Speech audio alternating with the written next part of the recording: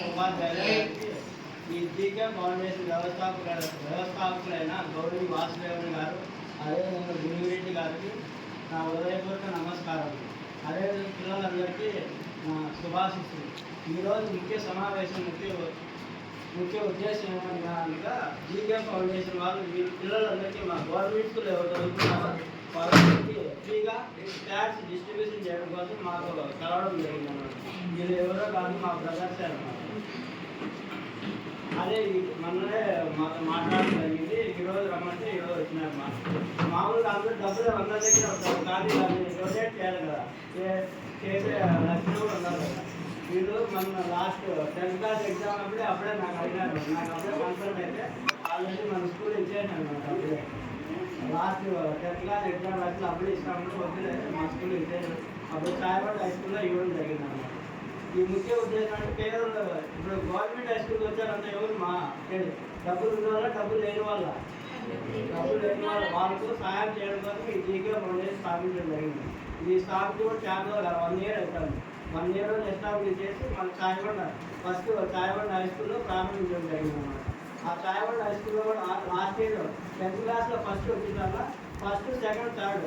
First prize వచ్చి 10,000 ఇచ్చినారు మా, సెకండ్ ప్రైజ్ వచ్చి 7,000, థర్డ్ ప్రైజ్ వచ్చి 5,000 ఇచ్చినారు మా ప్రైజ్. దానివల్ల ఇవాళ ముఖ్య సమావేశం మన జీకే ఫౌండేషన్ వ్యవస్థ గౌరవ వాసుదేవన్ మాట్లాడుతున్నాను. అందరికీ నా హృదయపూర్వక నమస్కారాలు. అదేవిధంగా నా తోటి చెల్లెమ్మలకు, తమ్ముళ్ళందరికీ శుభాశిస్సులు. ముఖ్యంగా జీకే ఫౌండేషన్ అనేది ఎందుకు పెట్టినాము అనేది మీకు సింపుల్గా 2 మాటలు చెప్పడం జరుగుతుంది. మా నాన్నగారైన గౌని కృష్ణయ్య 2003 మే 18వ తేదీన చనిపోవడం జరిగింది. ఎందుకు చెప్తున్నామంటే ఆయన పేరంటే ఆయనకు విద్య అంటే చాలా ముఖ్యం. అదేవిధంగా విద్యార్థులను ఏదే విధంగా చదివించాలా, వాళ్ళు ఉన్నత స్థితి తీసుకుపోవడం ఉద్దేశంతో మాది పక్క గ్రామమే చాయబండ గ్రామం పక్కన రోపల్లే. అక్కడ 1993, 94 ఆ సంవత్సరంలో అక్కడ స్కూళ్ళు ఏం లేవు.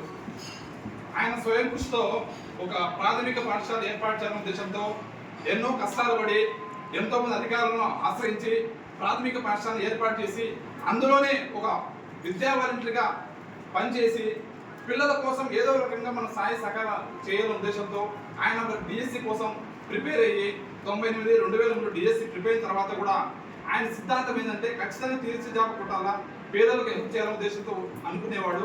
కానీ మన దురదృష్టశాతం 2003 మే 18న చనిపోవడం జరిగింది. చనిపోయిన తర్వాత 1 వీక్ ఆయనకు ఉపాధ్యాయ పోస్ట్ కూడా రావడం జరిగింది అన్నమాట. 98లో 1999లో ఏం జరిగిందంటే కోర్టు కేసులు ఉండడం వల్ల లేట్ అయిపోయింది. బట్ ఆయన చనిపోయిన 1 వీకే మనకు ఆయన ఉద్యోగం రావడం జరిగింది. అందుకోసం ఆయన సిద్ధాంతాలను మేము ఆచరిస్తూ, నా తమ్ముడు ప్రస్తుతానికి యుఎస్లో ఉన్నాడు, గౌని మణికుమార్, నా తమ్ముడు నేను కలిసి పేద విద్యార్థులకు ఖచ్చితంగా మనం ఏదో ఒకటి సాయం చేయాలా, వాళ్ళకు మనం తోచిన సాయం చేయాలా. ఏది కూడా ఉన్నప్పుడు చేయలేము, ఉన్ని దాంట్లో కొద్దిగా చేస్తే, ఇప్పుడు మనం తినే దాంట్లో 10 రూపాయలు తినే దాంట్లో 1 రూపాయి సాయం చేసినా కూడా ఆ దేవుని ఆశీర్వాదం ఉంటాయనే ఉద్దేశంతో ఈరోజు చాయబండ గ్రామంలో లాస్ట్ మే 1వ తేదీన స్థాపించడం, అదే ఫస్ట్ ప్రోగ్రామ్ ఏర్పాటు చేయడం జరిగింది.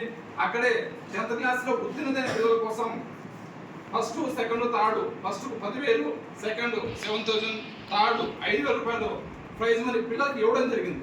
డబ్బులు ముఖ్యం కాదు, పిల్లల్లో నైపుణ్యతను మెరుగుపెట్టడం కోసం, వాళ్ళ ఉత్సాహతను మెరుగుపరచడం కోసం, వాళ్ళ కోసం ఏదో కార్యక్రమం చేస్తే ఇంకా ఉన్నత స్థితికి పోతారు. ఇక్కడికి ప్రాథమిక పాఠశాలకు, గవర్నమెంట్ పాఠశాలకు, ఇప్పుడు ఉండే గవర్నమెంట్ పాఠశాల ఉండే పిల్లలు ఎవరు తెలిసిన ప్రతి ఒక్కరు పేద పిల్లలు. ఉన్నోళ్ళు ఎవరు రాదు, ఉన్నోళ్ళు ఖచ్చితంగా రైతులు బస్సు ఎక్కేస్తారో వెళ్ళిపోతారు. కానీ నా తమ్ముడు కావచ్చు, నేను కావచ్చు, మా నాన్న కావచ్చు, మా అమ్మ కావచ్చు, ప్రతి ఒక్కరు Chayabanda high school, ZP high school చదువుకున్నాం. కాబట్టి మన గ్రామాన్ని డెవలప్ చేసుకునే ఉద్దేశంతో ఆ కార్యక్రమం ఆడే మొదలు పెట్టడం. అదేవిధంగా మన పక్క గ్రామమైన ఈ దేవుకుంటలో అదేవిధంగా మా అన్న, మా బ్రదరే, మా పెద్దాన్ని కొడుకనమాట మల్లికార్జున సార్ కూడా చెప్పాను, మా స్కూల్ ఇస్తాము, మన ఊరికి ఇస్తాము, తర్వాత మన స్కూల్ కూడా ఇద్దాము, అక్కడ కూడా పేద పిల్లలు ఉంటారు, వాళ్ళు కూడా మనకి మనం తోచిన సాయం చేద్దాం ఉద్దేశంతో ఒక చిన్న కార్యక్రమం. ఇప్పుడు గవర్నమెంట్ ఏం చేస్తుంది, బ్యాగ్ ఇచ్చిందా లేదా, ఇచ్చిందా? బుక్కులు ఇచ్చిందా లేదా? ప్యాడ్ ఇచ్చిందా? ఇవ్వలే కదా? కాబట్టి ఇవన్నీ మనం ఇవ్వాలి. ఎందుకోసం అంటే ఏదో రకంగా గవర్నమెంట్ చేయలేని పని మనం చేయగలిగిన ఉద్దేశంతో మన చిన్న కార్యక్రమం పిల్లలకు ఎగ్జామ్ ప్యాడ్ ఇస్తే బాగుంటున్న ఉద్దేశంతో ఈరోజు ఇక్కడ రావడం జరిగింది. మీ అందరినీ కలుసుకోవడం చాలా సంతోషంగా ఉంది.